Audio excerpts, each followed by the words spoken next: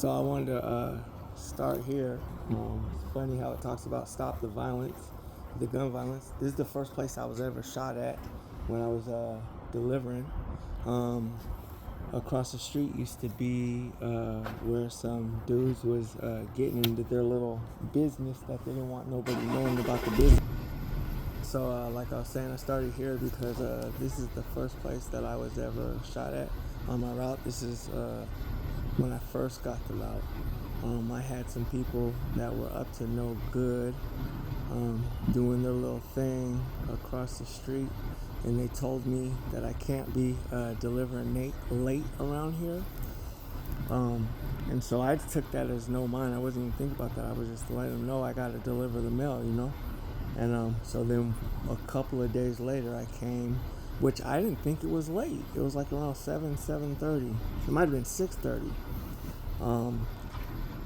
So what happens is that this building and all this didn't used to be here. This was a bare lot that was just grass and trees. And there was this homeless man that lived here. Really good guy. He ended up passing away in his car on the next block. He saw how bad the neighborhood was and all the troubles that they gave me.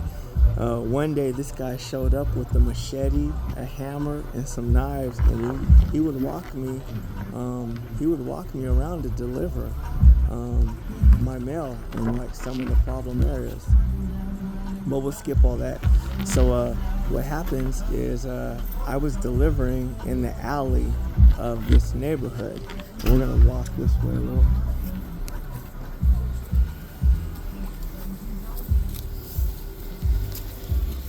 So if you can see back there where that dumps, is at, there's an alley back there, and there's a mailbox that has multiple addresses in it. And I was delivering back there, and behind us, about 20, 30 feet away, the guys were telling me, "I thought I told you not to come around here at nighttime." And I mean, they're screaming hella loud. And then they let off some shots on me. And so what I did was I locked up the mailbox, and then I drove to the cemetery down the street because that's a safe place to be.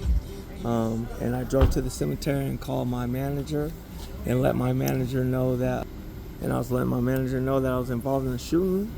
And my manager, she told me, that's crazy, and for me to pack up the mail and leave that area, but I needed to deliver all the mail by 6:30.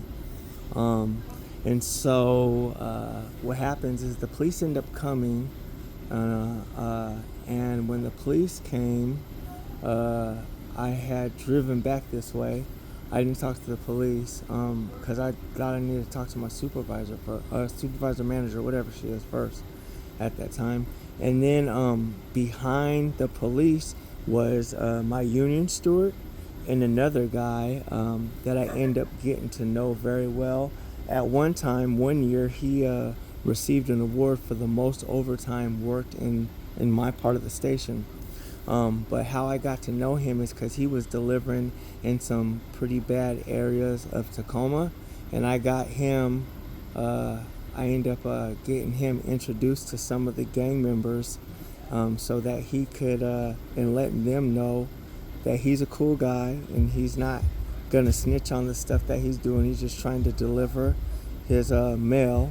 And that just, let him do his job and leave him alone. And if bad things are happening, to let him know so he doesn't go in that area.